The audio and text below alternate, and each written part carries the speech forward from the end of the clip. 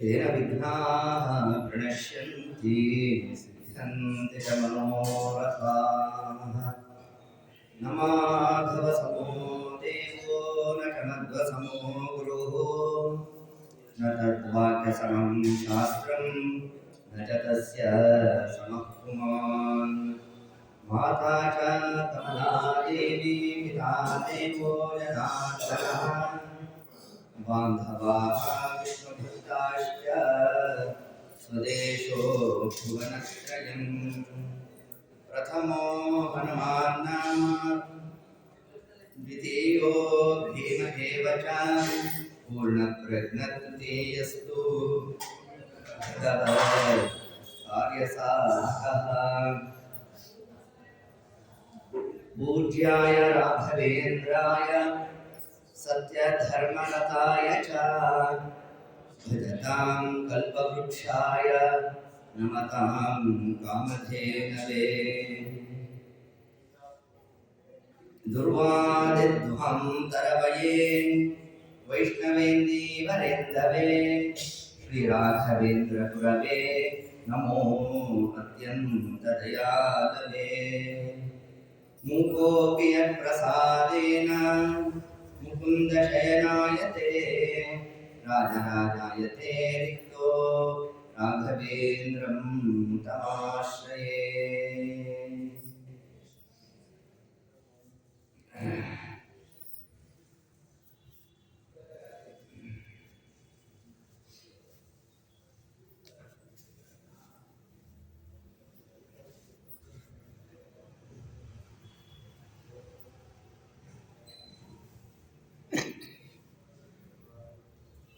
मन्मनोभीष्टवरदं सर्वाभीष्टफलप्रदं पुरन्दरगुरुं वन्दे दासश्रेष्ठं दयानिधिं।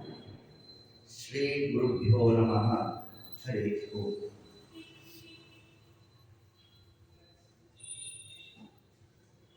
ಶ್ರೀಮದ್ವ್ಯಾಸರಾಜ ಗುರುಸಾರ್ವಭೌಮರ ಅಚ್ಚಿನ್ನ ಶಿಷ್ಯರಾದ ಪುರಂದರದಾಸರ ಆರಾಧನಾ ಪರ್ವಕಾಲ. ಸ್ವಯಂ ವ್ಯಾಸರಾಜರೇ ತಮ್ಮ ಶಿಷ್ಯರಾದ ಪುರಂದರದಾಸರನ್ನ ಶ್ಲಾಘನೆ ಮಾಡುತ್ತಾರೆ. ದಾಸರೆಂದರೆ ಪುರಂದರ ದಾಸರಯ್ಯ. ಎಷ್ಟು ಮಹಿಮಾ! ಸೋತ್ತಮರ ಒಂದು ಚಿಂತನೆ, ಅವರ ಉಪಾಸನಾ ಕ್ರಮ, ಇದೆಲ್ಲ ನಾವು ನೋಡಿದಾಗ ದೊಡ್ಡವರನ್ನ ನಾವು ಯಾಕೆ ಚಿಂತನೆ ಮಾಡಬೇಕು? ಮೇಲಿಂದ ಮೇಲೆ ಏತದಂಶವನ್ನು ನಾವು ತಿಳಿಸಿದ್ದೇವೆ. ಅವರ ಸ್ವರೂಪ ಚಿಂತನೆಯನ್ನು ಮಾಡಬೇಕು ಅಂತ ಹೇಳ್ತಾರೆ.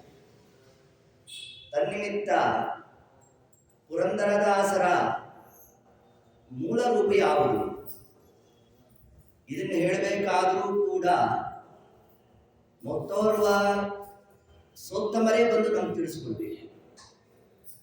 ಪುರಂದರದಾಸರು ಯಾರು ಅಂತಂದ್ರೆ ಅದಕ್ಕೆ ನಾವು ತಿಳಿಸ್ತಾರೆ. ಘೋರ ನರಕಾದಲ್ಲಿ ಬಿದ್ದ ಪಾರ ಜನರು ಚೀರುತ್ತಿರಲುದ್ಧಾರ ಮಾಡಿದ ನಾರದಾರಿವರು ಅವತಾರ ಮಾಡಿ ಮತ್ತೆ ಧಾರುಣಿಯೊಳು ಬಂದಾರು. ನಾರಾಯಣನೇ ಸರ್ವೋತ್ತಮನು ಎಂದು ಸಾರಿದಾರು.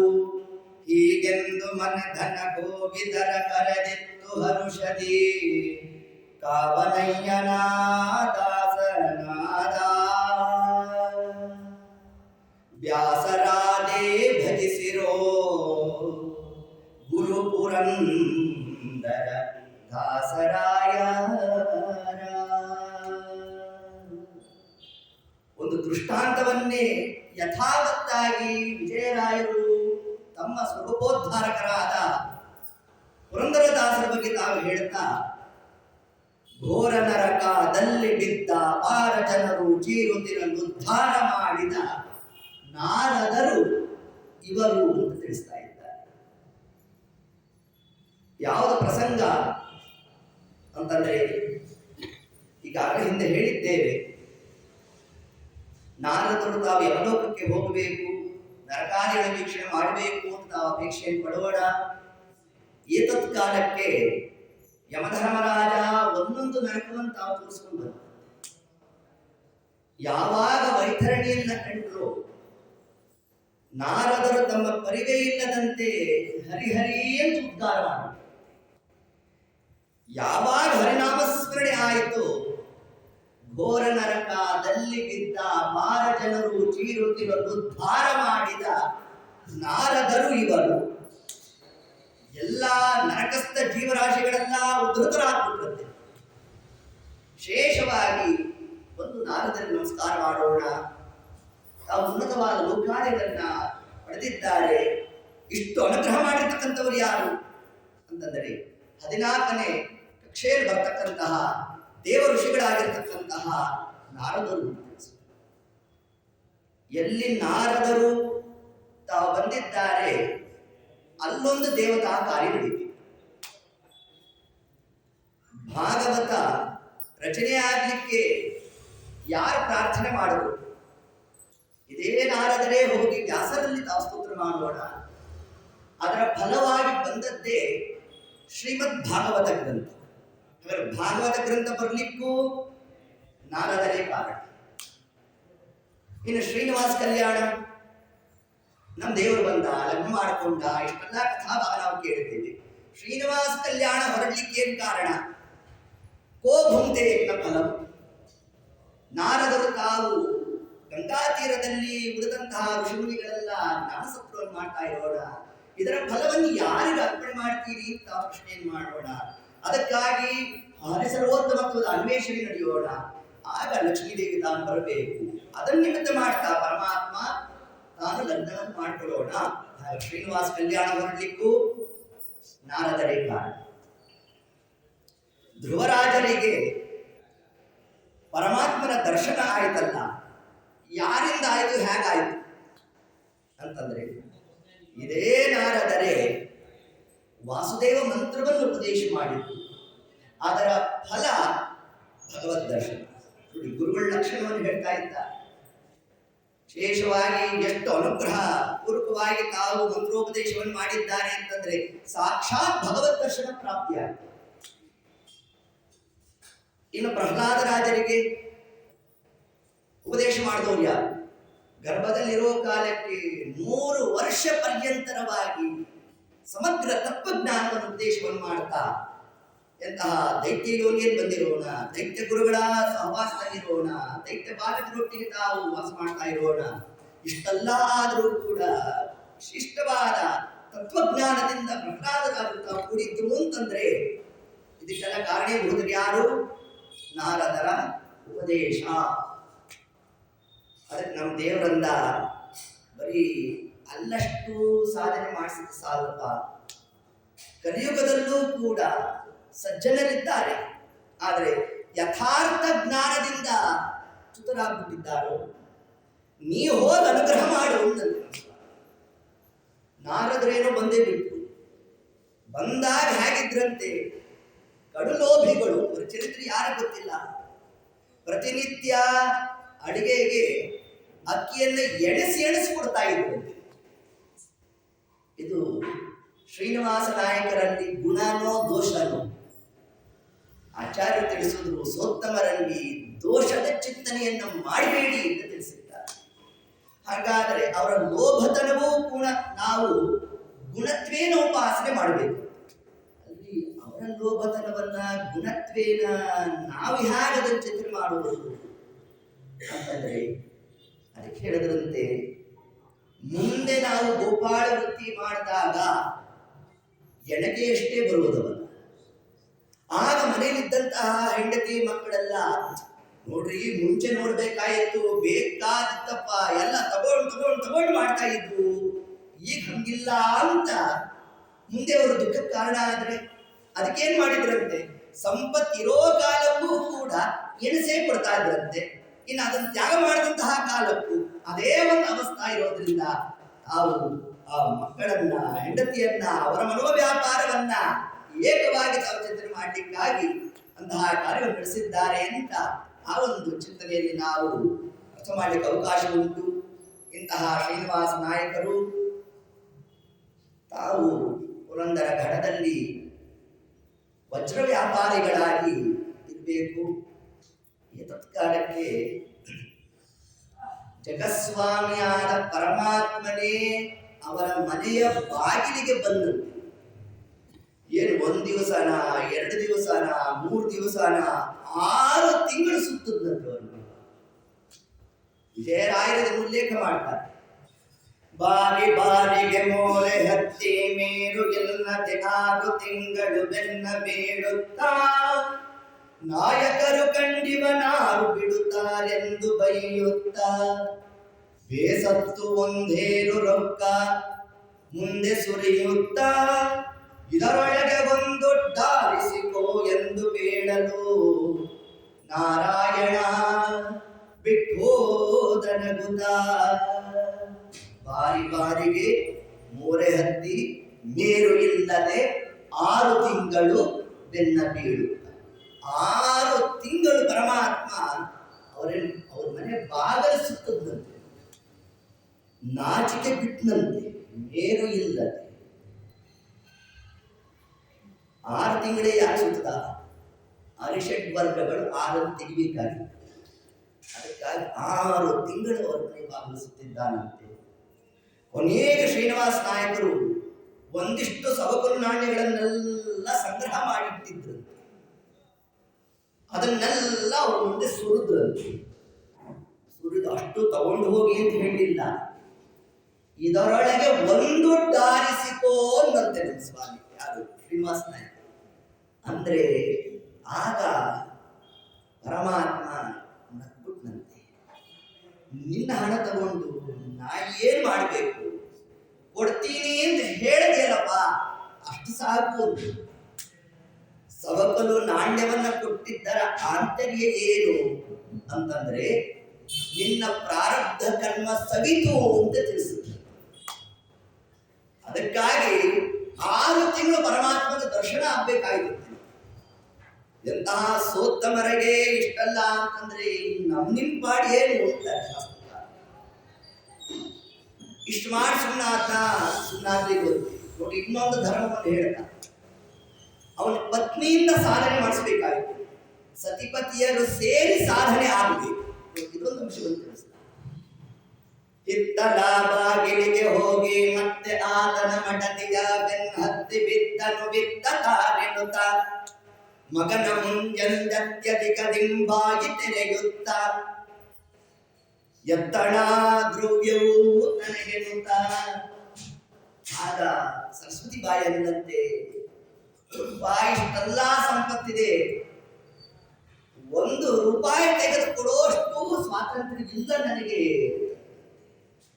ಅಂದಾಗ ನಮ್ಮ ದೇವರನ್ನಂತೆ ಮುತ್ತಿನ ಮೂಗುತಿಯು ಕೊಡುತ್ತೇನೆ ಅನ್ನಂತೆ. ಯಾಕೆ ಆ ಮೂಗುತಿಯನ್ನೇ ಕೇಳಿದ ಪರಮಾತ್ಮ ಅಂತಂದ್ರೆ ಆ ಮೂಗುತಿ ಬಂದದ್ದು ತವರು ಮನೆಯಿಂದ. ತವರು ಮನೆಯಿಂದ ಬಂದಂತಹ ಪದಾರ್ಥ ಹೆಣ್ಣುಮಗಳು ತಾನು ಅಧಿಕಾರಿಯಾಗಿ ಇರ್ತಾಳೆ, ಅದನ್ನ ನೀನು ಕೊಡ್ಬೋದಲ್ವಾ ಅನ್ನುತ್ತೇನೆ ಸ್ವಾಮಿ. ನಾವು ಸರಸ್ವತಿ ಬಾಯಿ ಅನ್ಕೊಂಡಂತೆ ಅಲ್ಲ, ನಮ್ಮ ತವರು ಮನೆಯಿಂದ ಬಂದದ್ದು ಈ ಬ್ರಾಹ್ಮಣನಿಗೆ ಅದು ಹೇಗೆ ಗೊತ್ತಾಯಿತು ಏನೋ ಅಂತ ತಾನು ಆಲೋಚನೆ ಮಾಡ್ತಾ ಮರುಕ್ಷಣ ತೆಗೆದುಕೊಟ್ಟೇ ಬಿಟ್ಟು ತಗೊಂಡು ಪರಮಾತ್ಮ ಏನ್ ಮಾಡ್ದ ಅಂತಂದ್ರೆ ಪುನಃ ಶ್ರೀನಿವಾಸ ನಾಯಕರ ಹತ್ರನೇ ಹೋಗ್ಬಿಡ್ತು. ಜೋಗೆಯಿಂದ ಆಭರಣ ತಂದು ಆಕೆ ಗಂಡನ ಕಣ್ಣೆದುರಿಗೆ ಹಾಕಿದನು. ತಾ ಪಾಕಿ ಕೊಡು ಎನ್ನುತ್ತ. ಈಗ ನಿನ್ನ ಹಣ ಕೊಡಲ್ಲ ಅಂದಿಯಲ್ಲಪ್ಪ, ಈಗ ಕೊಡು ಅನ್ನಂತೆ. ಶ್ರೀನಿವಾಸ ನಾಯಕರು ನೋಡಿದ್ರು ಆ ವಿಭೂತಿಯನ್ನ. ಎಲ್ಲ ಈ ಪ್ಯಾಟ್ರನ್ ಇರೋದೇ ಇಬ್ಬರ ಹತ್ರ ಅಂದ್ರು. ಒಂದು ತಮ್ಮ ಪತ್ನಿಯಾದ ಸರಸ್ವತಿ ಬಾ, ಇನ್ನೊಂದು ಕೃಷ್ಣದೇವರಾಯನ ಪತ್ನಿ ಬಳಿಯಲ್ಲಿ. ಇಬ್ಬರ ಹತ್ರ ಮಾತ್ರ ಅಂತ ಮುಗುತಿ ಅಂತ ಆಲೋಚನೆ ಮಾಡ್ತಾ ಇದ್ರೆ ಮರುಕ್ಷಣಕ್ಕೆ ಪರಮಾತ್ಮ ಮಾಯೆಯನ್ನು ಕೌಸಿಬಿಟ್ಟಂತೆ. ಅನ್ಯರದು ಇಂಥ ತ್ಯಾಗ ಇರಬಾರದೆಂದು ಯೋಚಿಸುತ್ತ ಮನಸ್ಸಿನಲ್ಲಿ ಆಲೋಚನೆ ಮಾಡಿದ್ರಂತೆ ಶ್ರೀನಿವಾಸ ನಾಯಕರು ಮಾಡಿದ್ರಂತೆ, ಬೇರೆಯವ್ರದ್ದು ಇರ್ಬೋದು ಏನೋ ಅಂತ ಮನಸ್ಸಿನಲ್ಲಿ ಆ ಆಲೋಚನೆ ಬರುವಂತೆ ಮಾಡಿದ್ದು ಪರಮಾತ್ಮನೇ. ದೇವರಂದ ನಿನಗ್ ಮಾಯ ಕೊಡೋದು ದೊಡ್ಡದಲ್ವು, ಲಕ್ಷ್ಮೀ ದೇವಿಗೆ ಮಾಯ ಕೊಡ್ತೀನಿ ನಾನು. ಯಾವುದು ಪ್ರಕರಣ? ಶ್ರೀನಿವಾಸ ಕಲ್ಯಾಣದಲ್ಲಿ ನಮ್ಮ ದೇವರ ಲಗ್ನದ ಪ್ರಕರಣ ಬಂದಾಗ ಲಕ್ಷ್ಮೀ ದೇವಿ ಕಟ್ಕೊಂಬ ಅಂತ ಹೇಳುವ ಕಾಲಕ್ಕೆ ಸೂರ್ಯನ ಹತ್ರ ಪರಮಾತ್ಮ ಏನಂತ ಹೇಳಿಸಿದ್ನಂತೆ, ಆವಾಗ್ಲೋ ಇವಾಗ್ಲೋ ನಿನ್ನ ಗಂಡ ಅಂತ ಹೇಳಿಸು ಅಂತಂದಂತೆ. ಸ್ವಾಮಿ ಹೇಳಿದ್ರೆ ಕಥೆ ಏನು ಅನ್ನಂತೆ ಸೂರ್ಯ. ನಮ್ಮ ದೇವರನ್ನಂತೆ ಕಥೆ ಹೇಳಿದವನು ನಾನು ಹೋಗೋನು, ಲಕ್ಷ್ಮೀ ದೇವಿಗೂ ಮಾಯ ಕೊಟ್ಟಂತೆ ನೋಡಿ. ಹೀಗೆ ಮಾಯಾನಾಮಕಳಾದ ಲಕ್ಷ್ಮೀ ದೇವಿಗೆ ಪರಮಾತ್ಮ ತಾನು ಮಾಯೆಯನ್ನು ಕೊಟ್ಟಿದ್ದಾನೆ ಅಂತಂದ್ರೆ ಇನ್ನು ಶ್ರೀನಿವಾಸ ನಾಯಕರಿಗೆ ಮಾಯೆಯನ್ನು ಕೊಡಿಸ್ತಕ್ಕಂಥದ್ದು ಯಾವ ದೊಡ್ಡ ವಿಷಯ ಅಂತ. ಇಷ್ಟೆಲ್ಲ ಆದಾಗ ಮತ್ತೆ ಮತ್ತೊಂದು ಆ ಬ್ರಾಹ್ಮಣ ತಾಂತ್ರ ಬರಲೇ ಇಲ್ಲ. 400 ಶುಭ್ರ ಕೊಡು ಎಂದು ಹಾಕಿ ಹೋದನು ತಿರುಗಿ ಬಾರ.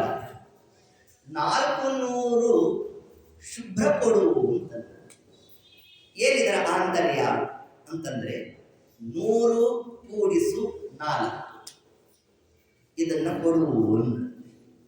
100 ಅಂತಂದ್ರೆ ನಮ್ಮ ಪ್ರಧಾನ ನಾಡಿಗಳಲ್ಲಿ 100ನ್ನ 50 ಭಾಗ ಮಾಡಬೇಕು. ಇನ್ನ ಸುಷುಮ್ನಾ ನಾಡಿಗೆ 4 ಪ್ರಭೇದ ಮೊನ್ನೆಲ್ಲ ನೋಡಿಬಿಟ್ಟಿದ್ದೇವೆ ನಾವು, ಆರ್ಯ, ಅವಭಾಸಿನಿ, ವೈದ್ಯುತ, ವಜ್ರಿಕ. ಇದನ್ನೇ ಶುಭ್ರ ಅಂತ, ಶುದ್ಧವಾಗಿ ನನಗೆ ಅರ್ಪಣೆ ಮಾಡು, ಅದೇ ನೀನು ಕೊಡೋ ಬಾಕಿ ಎನ್ನಂತೆ ಪರಮಾತ್ಮ. ಇಷ್ಟು ಹೇಳಿ ಪರಮಾತ್ಮ ತಾನು ಹೊರಟ. ಶ್ರೀನಿವಾಸ ನಾಯಕರು ಮನೆಗೆ ಬಂದು ನೋಡಿದ್ರೆ ಕಂಡನು ಬರಿಯ ನಾಸಿಕಾವಲ್ಲಿ. ನೋಡಿದ್ದೆ ಅತ್ಯಂತ ಕೋಪ ಬಂದ್ಬಿಡ್ತಂತೆ. ಒಳ ಹೋಗಿ ತರದಿರೆ ಅರೆವೆನಿಂದ ಜೀವವೆಂದಾನು. ಆ ಕಾಲಕ್ಕೆ ಸರಸ್ವತಿ ಬಾಯಿ ತಾನು ವಿಷಪಾನ ಮಾಡಬೇಕು ಅಂತ ಬಟ್ಟಲಲ್ಲಿ ತಾನು ದಾನ ಮಾಡ್ತಾ ಇದ್ದಾಳಂತೆ. ಆ ಕ್ಷಣಕ್ಕೆ ಪರಮಾತ್ಮ ಬಟ್ಟಲಲ್ಲಿ ಮೂಗುತಿಯನ್ನು ಅನುಗ್ರಹ ಮಾಡಿಬಿಟ್ಟ. ಅದನ್ನು ತಂದು ಹರ್ಷದಿಂದ ವರ್ಣ ತಂದು ಪುರುಷನ ಕೈಯೊಳಗಿಡಲು ತರಸಿ ತನ್ನೊಳಗಿದ್ದ ಪೆಟ್ಟಿಗೆಯ. ಏನ ಪೆಟ್ಟಿಗೆ ವಿಶೇಷ ಅಂತಂದ್ರೆ, ಒಂದು ಪೆಟ್ಟಿಗೆ, ಅದರೊಳಗೆ ಇನ್ನೊಂದು ಪೆಟ್ಟಿಗೆ, ಅದರೊಳಗೆ ಇನ್ನೊಂದು ಪೆಟ್ಟಿಗೆ, ಆ ಪೆಟ್ಟಿಗೆ ಒಳಗಡೆ ಇಟ್ಟಿದ್ದು. ಇಷ್ಟು ಅದನ್ನು ಜೋಪಾನ ಮಾಡಿದ್ರು ಆ ಶ್ರೀನಿವಾಸ ನಾಯಕರು. ಅದು ಕಾಣದಿರೆ ಬೆರಗಾಗಿ ನೋಡಿದ ತನ್ನ ಮಡದಿ.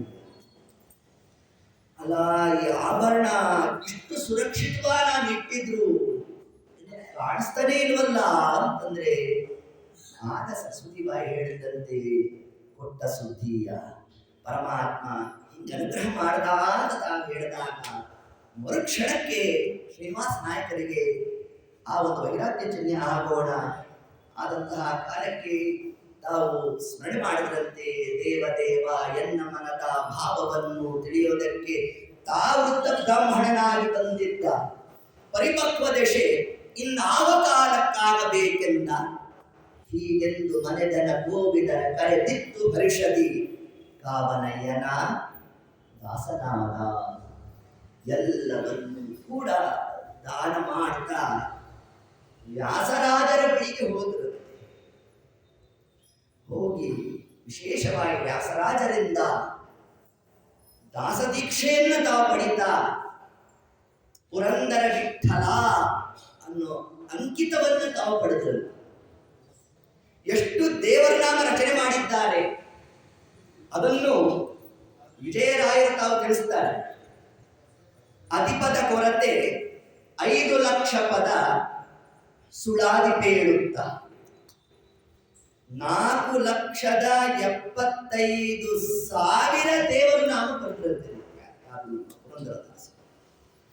ಇದನ್ನ ಲೆಕ್ಕ ಕೊಡ್ತಾರೆ. ಎಷ್ಟು ಭಾಗವಾಗಿ ಪುರಂದರದಾಸರ ಸಾಹಿತ್ಯವನ್ನ ನಾವು ವಿಂಗಡಣೆ ಮಾಡಲಿಕ್ಕೆ ಅವಕಾಶ ಇದೆ ಅಂತಂದ್ರೆ, ತೀರ್ಥಕ್ಷೇತ್ರಗಳ ಮಹಿಮೆಯನ್ನೇ ಪುರಂದರದಾಸರು 1,25,000 ದೇವರ ನಾಮ ಬರೆದಿದ್ದಾರೆ. ಕೇವಲ ತೀರ್ಥಕ್ಷೇತ್ರಗಳ ಮಹಿಮೆ 1,25,000 ಬರೆದಿದ್ದಾರೆ. ಇನ್ನ ಶ್ರೀಮದ್ ಆಚಾರ್ಯರ ಪರಂಪರೆ ಅದರ ಬಗ್ಗೆ ಎಲ್ಲ 5,000 ದೇವರ ನಾಮವನ್ನು ರಚನೆ ಮಾಡಿದ್ದಾರೆ. ನಮಗೆ ಯಾವುದೂ ಉಪಲಬ್ಧ ಇಲ್ಲ ಇವತ್ತು. ಪದ್ಮನಾಭ ತೀರ್ಥರು, ನರಹರಿ ತೀರ್ಥರು, ಮಾಧವ ತೀರ್ಥರು, ಅಕ್ಷೋಭ ತೀರ್ಥರು, ಸ್ವರ್ಣ ತೀರ್ಥರು, ಬ್ರಹ್ಮಣ್ಯ ತೀರ್ಥರು, ಶ್ರೀಪಾದರಾಜರು, ಹೀಗೆ ವ್ಯಾಸರಾಜರು, ಎಲ್ಲ ಪರಂಪರಾ ಏನೇನಿದೆ ಅವರನ್ನೆಲ್ಲ ಕುರಿತು 5,000 ದೇವರ ನಾಮವನ್ನು ರಚನೆ ಮಾಡಿಕೊಟ್ಟಿದ್ದಾರೆ. ಇನ್ನು ದೇವತಾ ಲೋಕದ ವರ್ಣನೆ 90,000 ದೇವರ ನಾಮ ಬರೆದಿದ್ದಾರೆ. ದೇವತಾ ಲೋಕಗಳಲ್ಲಿ ಹೇಗಿರ್ತಕ್ಕಂಥದ್ದು ಅದರ ವರ್ಣನೆ 90,000 ತಾವರ್ಷಣೆ ಮಾಡ್ತಾ. ಇಲ್ಲ ಪುರಾಣಗಳನ್ನ ಆಧರಿಸಿ ಬರೆದಿರ್ತಕ್ಕಂತಹ ಕೃತಿಗಳು 90,000. ಅದನ್ನು ದೃಷ್ಟಾಂತ ಅಂತ ನಾವು ತಗೊಂಡ್ರೆ ಅನೇಕ ಮಂದಿ ಪ್ರತಿನಿತ್ಯ ಅದನ್ನ ಪಾರಾಯಣ ಮಾಡುವ ಒಂದು ಸಂಪ್ರದಾಯವನ್ನು ಇಟ್ಕೊಂಡಿರ್ತಾರೆ. ಭಾಗವತದ 7ಮ ಸ್ಕಂದದ ಒಂದು ಸಮಗ್ರ ಸಾರವನ್ನೇ 13 ನುಡಿಗಳಲ್ಲಿ ದಾಸರು ಕೊಟ್ಟಿದ್ದಾರೆ. ನಾರಸಿಂಹನೆಂಬ ದೇವನು ನಂಬಿದಂತ ನರರಿಗೆಲ್ಲ ವರವ ಕೊಡುವನು. ಆದಿಯಲ್ಲಿ ಲಕ್ಷ್ಮಿ ಸಹಿತದೆ ಮಲಗಿರಲು ಬಂದರಾಗ ಸನತ್ಕುಮಾರರು. ಆಗ ದ್ವಾರಪಾಲಕರು ತಡೆಯಲಾಗ ಕೋಪದಿಂದ 3 ಜನ್ಮದಲ್ಲಿ ನೀವು ಅಸುರರಾಗಿ ಹುಟ್ಟಿದೆಂದರು ನಾರಸಿಂಹ. 7ಮ ಸ್ಕಂದದ ಪೂರ್ವಾರ್ಧ ಅಷ್ಟು ಮುಗ್ದೇಳು. ಒಂದೇ ನುಡಿಯಲ್ಲಿ ಸಮಗ್ರ ಎಲ್ಲ ತಾವು ಸಂಗ್ರಹ ಮಾಡಬಹುದು. ಹೀಗೆ 13 ನುಡಿಗಳಲ್ಲಿ ಸಮಗ್ರ ಪರಮಾತ್ಮನ ನಾಮಗಳನ್ನು ತಾವು ತಿಳಿಸಿರ್ತಕ್ಕಂಥದ್ದು. ಇನ್ನು ಪುರಂದರದಾಸರು ತಾವು ಹೇಗೆ ಕನಕದಾಸರು ಕೇಶವ ನಾಮವನ್ನ 24 ರೂಪಗಳ ಬಗ್ಗೆ ತಾವು ಕೊಟ್ಟಿದ್ದಾರೋ, ಈಶ ನಿನ್ನ ಚರಣ ಭಜನೆ ಆಶೆಯಿಂದ ಮಾಡುವೆನು, ದೋಷರಾಶಿ ನಾಶ ಮಾಡೋ ಶ್ರೀಶಕೇಶವ ಅನ್ನುವ ಒಂದು ದೇವರ ನಾಮವನ್ನ ಕನಕದಾಸರೇನು ಕೊಟ್ಟಿದ್ದಾರೆ ಅದಕ್ಕೆ ಹೋಲುವಂತೆ ಅದೇ ಸಾರ ತಾವು ಒಂದು ಕೃತಿಯನ್ನು ರಚನೆ ಮಾಡಿದ್ದಾರೆ. ಆ ಕೃತಿಯ ವೈಶಿಷ್ಟ್ಯ ಏನು ಅಂತಂದ್ರೆ 24 ನುಡಿಗಳು. ಆ ನುಡಿಗಳಲ್ಲಿ ಮೊದಲನೇ ಪದ ಕೇಶವನಾಮದ ಒಂದೊಂದು ನಾಮಗಳನ್ನು ಹೇಳ್ಕೊಂಡು ಹೋಗಿದ್ದಾರೆ. ಮೊದಲಿಗೆ ಕೇಶವ ಅಂತ ಉಂಟು, ನಾರಾಯಣ ಅಂತ ತಗೊಂಡು, ಮೂರನೇದು ಮಾಧವ ಅಂತ ತಗೊಂಡು, ಹೀಗೆ 24 ರೂಪಗಳನ್ನ ಮೊದಲು ಆ ನಾಮ ಬರಬೇಕು. ಆ ರೂಪದ ವರ್ಣನೆಯನ್ನು ಮಾಡ್ತಾ ಇರಬೇಕು. ಹೀಗೆ ಏತತ್ಕ್ರಮದಿಂದ 24 ರೂಪಗಳ ಒಂದು ಚಿಂತನೆಯನ್ನು ಕೂಡ ತಾವು ತಿಳಿಸಿದ್ದಾರೆ. ನಾರಾಯಣ ಮಂತ್ರದ ಉಪಾಸನೆಗೆ 108 ಶ್ಲೋಕಗಳಿಂದ ಪದ್ಯಗಳಿಂದ ಒಂದು ಕೃತಿಯನ್ನು ರಚನೆ ಮಾಡಿದ್ದಾರೆ. ಸಮಗ್ರ ನಾರಾಯಣ ರೂಪದ ಚಿಂತನೆ ಎಲ್ಲ ಬಂದಿರಬೇಕು. ಪುರಾಣಾದಿಗಳು, ಸ್ಮೃತಿ ಎಲ್ಲೆಲ್ಲಿ ಏನೇನು ತಿಳಿಸಿದ್ದಾರೆ ಅದೆಲ್ಲದರ ಸಾರವನ್ನ 108 ನುಡಿಗಳಲ್ಲಿ ನಾರಾಯಣ ಮಂತ್ರದ ವಿರೋಚನವನ್ನು ಮಾಡಿಕೊಟ್ಟಿರ್ತಕ್ಕಂಥದ್ದು ನಮ್ಮ ಪುರಂದರದಾಸರ ಕೃತಿಯಲ್ಲಿ ನಾವು ಕಾಣಬಹುದು. ಇನ್ನ ದೇವರನ್ನ ಹೇಗೆ ಧ್ಯಾನ ಮಾಡಬೇಕು, ದೇವತಾ ಮೂರ್ತಿ ಧ್ಯಾನ ಪ್ರಕರಣ ಅಂತಲೇ ತಗೊಂಡಿದ್ದಾರೆ. 90,000 ದೇವರ ನಾಮ ಬರೆದಿದ್ದಾರೆ. ಸದಾಚಾರ, ಏಕಾದಶಿ ನಿರ್ಣಯ, ಇದ್ರ ಬಗ್ಗೆ ಎಲ್ಲ ನಮಗೆ 16,000 ಕೃತಿಗಳಲ್ಲಿ ಸದಾಚಾರದ ಬಗ್ಗೆ ತಿಳಿಸಿದ್ದಾರೆ. ಬೆಳಗಿನ ಜಾವತಿ ಹರಿ ನಿಮ್ಮ ಸ್ಮರಣೆಯ ಹಲುಬಿಕೊಳ್ಳದ ತಪ್ಪು, ಮಲಮೂತ್ರ ವಿಸರ್ಜನೆ ವೃತ್ತಿಕೆಯಲ್ಲಿ ಮಲಿನವ ತೊಳೆಯದ ತಪ್ಪು, ತುಳಸಿಗೋ ವೃಂದಾವನ ಸೇವೆಗೆ ಅಲಸವ ಮಾಡಿದ ತಪ್ಪು, ನಲಿನ ಸಖೋದಯ ಗರ್ಭವ ನೀಡದ ಕಲಿಗಾ ಸಂಜದ ತಪ್ಪು. ತಪ್ಪುಗಳೆಲ್ಲ ಪರಿಹರಿಸುವ ನಮ್ಮ ಅಪ್ಪನಲ್ಲದೆ. ಹೀಗೆ ಸಮಗ್ರ ಸದಾಚಾರ ಶ್ರೀಮದ್ ಆಚಾರ್ಯರೇ ತಿಳಿಸಿದ್ದಾರೆ. ಎಲ್ಲದರ ಸಾರವನ್ನ ನಾವು ಸದಾಚಾರ, ನಿತ್ಯ ಅನುಷ್ಠಾನ ಪದ್ಧತಿ ಅದನ್ನ ತಿಳಿಸ್ಲಿಕ್ಕಾಗಿ 16,000 ಕೃತಿಯನ್ನು ಕೊಟ್ಟಿದ್ದಾರೆ. ಸುಳಾದಿಗಳು ಎಷ್ಟು ರಚನೆ ಮಾಡಿದ್ದಾರೆ? 14,000 ಸುಳಾದಿಗಳು ಬರೆದಿದ್ದಾರಂತೆ.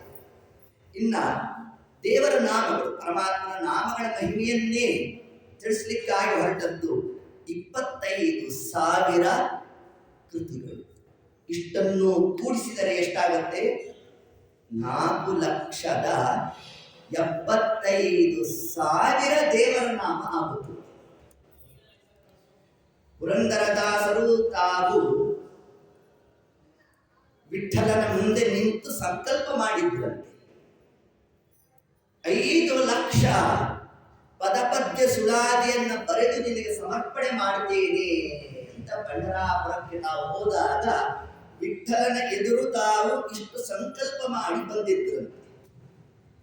ಪೌಷ್ಯಮಾಸ ಅಮಾವಾಸ್ಯೆ ಇನ್ನೇನು ದಿವಸವೇ ದೇಹವನ್ನು ಬಿಡೋ ಕಾಲಕ್ಕೆ ಮಧ್ವಪತಿ ಬಂದಂತೆ ಬಂದು ಕೇಳಿದ್ರಂತೆ, ನಿಮ್ಮ ಸಂಕಲ್ಪ ಪೂರ್ಣ ಆಗಿಲ್ವಲ್ಲ ಅಂತ, ಚಿಂತೆ ಇಲ್ಲ ಅಂತ. ಯಾಕೆ? ನೀನಿದೆಯಲ್ಲ.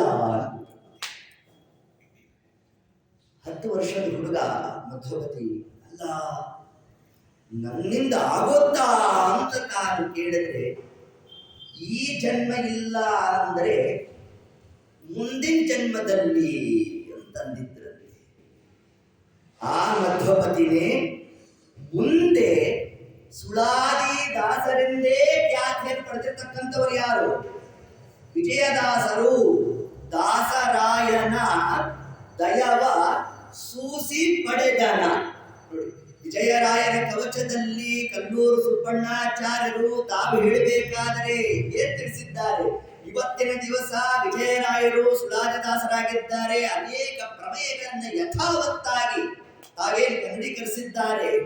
ಇಷ್ಟೆಲ್ಲ ಸಾಮರ್ಥ್ಯ, ಯೋಗ್ಯತಾ ಇದನ್ನ ಹೆಂಗ್ ಬಂತು ಅಂತಂದ್ರೆ ಇದು ಒಂದು ಜನ್ಮದ ಸಾಧನೆ ಅಲ್ಲ ಅಂತ. ದಾಸರಾಯನ ದಯವ ಸೂಸಿ ಪಡೆದನು. ಪುರಂದರ ದಾಸರ ಮನೆಯಲ್ಲಿ ಆಕಳಾಗಿದ್ದು ಸೇವೆ ಮಾಡಿದರು.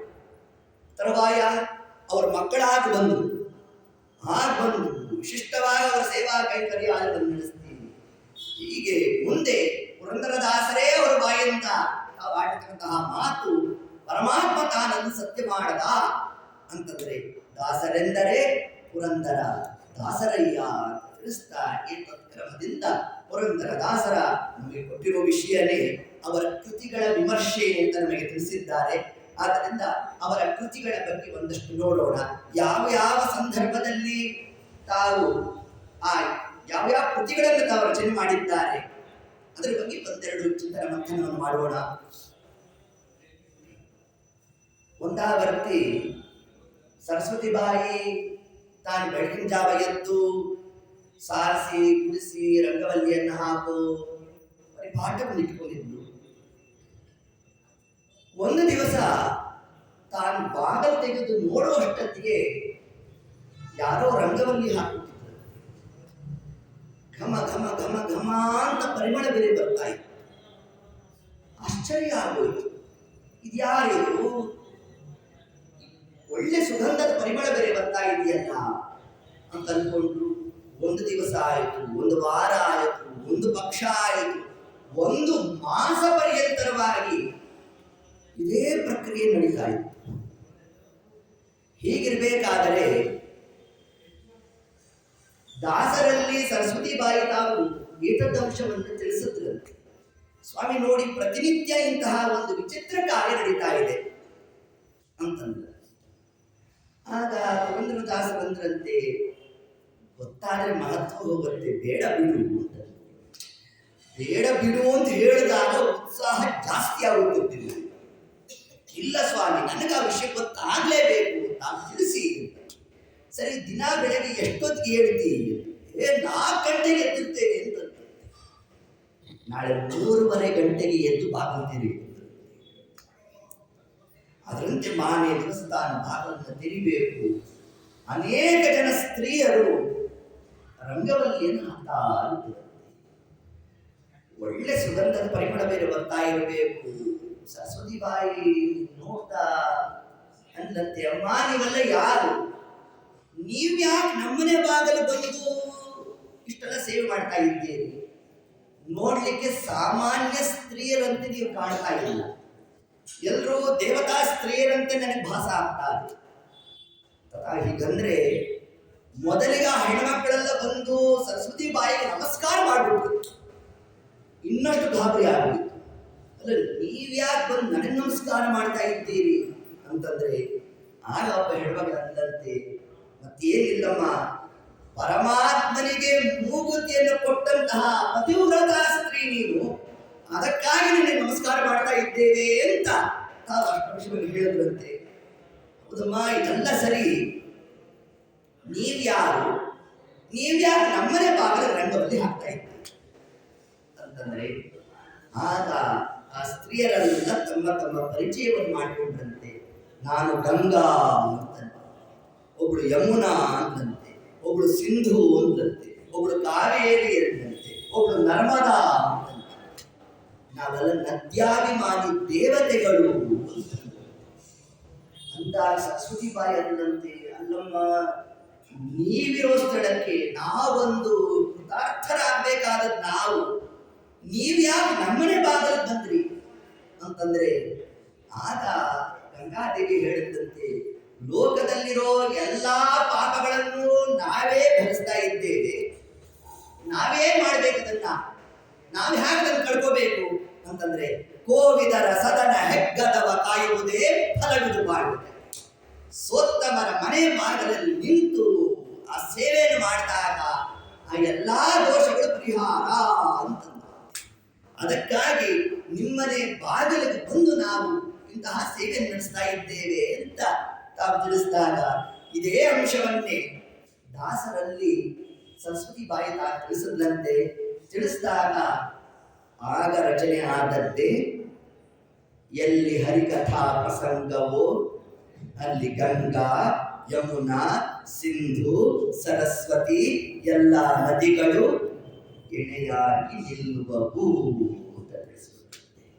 ಹೀಗೆ ಒಂದೊಂದು ದೃಷ್ಟಾಂತಕ್ಕೆ ಒಂದೊಂದು ದೇವರ ನಾಮವನ್ನ ತಾವು ರಚನೆಯನ್ನು ಮಾಡ್ತಾ, ಇನ್ನೊಂದಾವರ್ತಿ ದಾಸರು ತಾವು ಏಕಾದಶಿ ಜಾಗರವನ್ನು ಮಾಡಿದ್ದಾರೆ ವ್ಯಾಸರಾಜರ ಸಮ್ಮುಖದಲ್ಲಿ. ಬೆಳಗಿನ ಜಾವ ಹರಿವಾಣ ಸೇವೆ ಇದೆಲ್ಲ ಮುಗಿತು. ಮುಗಿದಾದ ಮೇಲೆ ಸ್ವಲ್ಪ ದೇಹಕ್ಕೆ ಶ್ರಮ ಅಂತ ಅನಿಸ್ತಂತೆ. ಯಾರಿಗೆ? ನಮ್ಮ ದಾಸರಿಗೆ. ಮನೆಗೆ ಹೋದ್ರು, ಹಾಗೆ ಒಂದು 2 ನಿಮಿಷ ಮಲಗೋಣ ಅಂತ ಅನ್ಕೊಂಡು ಮಲಗಿದ್ರು. ಏಕಾದಶಿ ಜಾಗರ ಮಾಡಿ ಮಲಗಿದ್ರೆ ಅದೇ ಸುಮ್ಮನೆ ಬಿಡೋತ ನಮ್ಮನ್ನ, ಗಾಢವಾದ ನಿದ್ರೆ ಕಾಲ. ಇಷ್ಟೊತ್ತಿಗೆ ವ್ಯಾಸರಾಜರ ಸಂಸ್ಥಾನ ಪೂಜೆ ಎಲ್ಲ ನಡೆದಿತ್ತು. ಇನ್ನೇನು ಮಹಾಮಂಗಳಾರತಿ ಆಗ ಸಮಯವನ್ನು ಬಂದು ಹೋಗಿದೆ. ದಾಸರ ಆಗಮನ ಮಾತ್ರ ಆಗಲಿಲ್ಲ. ಶಿಷ್ಯರಿಗೆ ಹೇಳಿ ಕಳಿಸಿದ್ರಂತೆ, ಹೋಗಿ ದಾಸರನ್ನು ಕರ್ಕೊಂಡ್ ಬನ್ನಿ ಅಂತಂದ್ರು. ಸರಿ, ಪರಿಚಾರಕರು ಹೋದ್ರು, ಬಾಗಿಲು ತೊಟ್ಟಿದ್ರು. ದಾಸರು ಗಾಢವಾದ ನಿದ್ರೆಯಲ್ಲಿದ್ರು. ಹಾಗೆ ಕಣ್ಣುಟ್ಕೊಂಡು ಬಂದ್ರು. ಬಂದದ್ದೇ ಸ್ವಾಮಿಯವರು ಕರೀತಾ ಇದ್ದಾರೆ, ಬರಬೇಕಂತೆ. ಹೌದಾ ಅಂತಂದ್ರು. ಹಾಗೆ ಹೊರಟು ಬಂದೆ. ಸ್ನಾನ ಸಂಧ್ಯಾವಂದನೆ ಯಾವುದು ನಡೆಸಲೇ ಇಲ್ಲ. ಸರಿ, ಬಂದ್ರು. ಮಹಾಮಂಗಳಾರತಿ ಮೊದಲಾದ್ದೆಲ್ಲ ನಡೀತು. ತೀರ್ಥ ಕೊಡೋ ಪ್ರಸಂಗವೂ ಬಂದು ಹೋಯಿತು. ದಾಸರು ಕೈ ಚಾಚಿದ್ರು, ತೀರ್ಥ ಪ್ರಾಶ್ನೆಯೂ ಆಗೋಯ್ತು. ಯಾವಾಗಿದು ಮುಂದೆ ಹೋಯ್ತೋ ಇಡೀ ಸಭಾ ಗುಲ್ಲೆದ್ದು ಎಲ್ಲ ಗುಸು ಗುಸು ಗುಸು ಗುಸು ಗುಸು ಗುಸು ಅಂತ ಮಾತಾಡಲಿಕ್ಕೆ ಶುರು ಮಾಡಿ. ನೋಡ್ರಿ, ದಾಸರು ಇವತ್ತು ಸ್ನಾನನೇ ಮಾಡಿಲ್ಲ, ಹಾಗೇ ತೀರ್ಥ ತಗೊಂಡು ಅಂತೆಲ್ಲ ಮಾತಾಡ್ತಾ ಇದ್ರೆ, ಆ ಸಭಾಗೃಹದಲ್ಲಿ ನಮ್ಮ ವ್ಯಾಸರಾಜರು ತಾವು ಬಂದ್ರಂತೆ. ಮಹಾನುಭಾವರ ಅಪರೋಕ್ಷ ಜ್ಞಾನಿಗಳು ಎಲ್ಲ ತಿಳಿದವರು. ಆಗ ಅವರೆಲ್ಲ ತಿಳಿಸಿದ್ರಂತೆ, ಎಲ್ಲರೂ ಒಂದೊಂದು ಭಾಗವತದ ಶ್ಲೋಕವನ್ನು ಹೇಳ್ರಿ ಅಂತ. ಒಬ್ಬೊಬ್ರು ಒಂದೊಂದು ಭಾಗವತ ಶ್ಲೋಕವನ್ನು ಹೇಳ್ಕೊಂಡು ಬಂದ್ರು. ದಾಸರ ಸರದಿ ಬಂತಂತೆ. ದಾಸರ, ಇವತ್ತು ನಿಮ್ಮಿಂದ ಯಾವ ಭಾಗವತ ಧರ್ಮವನ್ನ ನಿರೂಪಣೆ ಮಾಡ್ತೀರಿ ಎಂದ್ರಂತೆ ವ್ಯಾಸರಾಜ. ಅಂದಾಗ ಆಗ ಪುರಂದರದಾಸರು ಏತತ್ಕಾಲಕ್ಕೆ ಒಂದು ಕೃತಿಯನ್ನು ರಚನೆ ಮಾಡಿ ತಯಾರಾಗಿತ್ತಂತೆ. ನೋಡಿ, ಹೇಳಿದ್ರಂತೆ,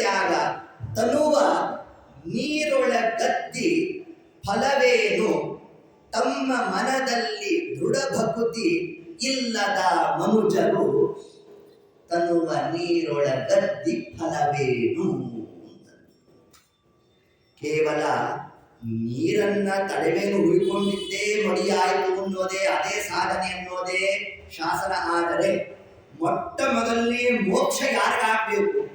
ಗಂಗೆಯಲ್ಲಿ ಇರ್ತಕ್ಕಂತಹ ಮೀನು ಮೊಸಳೆಗೆ ಮೊದಲು ಮೋಕ್ಷ ಆಗಬೇಕು. ಹೌದೋ ಇಲ್ವೋ? ನೋಡಿ, 365 days 24/7 ಗಂಗೆಯಲ್ಲೇ ಇರ್ತಕ್ಕಂಥ ಅವ್ರು ಮೊದಲಿಗೆ ಯಾರು ಪುಣ್ಯ ಬರಬೇಕು? ಯಾವ ಗಂಗಾ ಸ್ಮರಣ ಮಾತ್ರದಿಂದ ನಮಗೆ ವಿಷ್ಣು ಲೋಕಾದಿಗಳಿಗೆ ಮಾರ್ಗ ಪ್ರಾಪ್ತಿ ಅಂತ ಶಾಸ್ತ್ರಾದಿಗಳು ಹೇಳ್ತಾ ಇದೆಯೋ, ಗಂಗಾ ಗಂಗೇತಿಯೋ ಬ್ರೂಯಾತ್ ಯೋಜನಾನಾಂ ಶತೈರಪಿ ಮುಚ್ಚತೆ ಸರ್ವ ಪಾಪೇಭ್ಯೋ ವಿಷ್ಣುರ್ಲೋಕಂ ಪ್ರಗಚ್ಚತಿ. ಇಷ್ಟೆಲ್ಲ ಹೇಳ್ತಾ ಇದ್ದೆ. ಆ ಗಂಗೆಯಲ್ಲಿ ನಿಂದಂತಹ ಮೀನಿಗೆ ಮೊದಲಿಗೆ ಮೋಕ್ಷ ಆಗಬೇಕಾಯಿತು. ಆದರೆ ಕೇವಲ ಬಾಹ್ಯ ಸ್ನಾನ ಒಂದೇ ಸ್ನಾನ ಅಲ್ಲ ಅಂತ ದಾಸರಾಯ. ಮತ್ತೇನು ಸ್ನಾನ? ಮತ್ಯಾವುದೊಂದು ಸ್ನಾನ ಅಂತ ಕರಿಬೇಕು.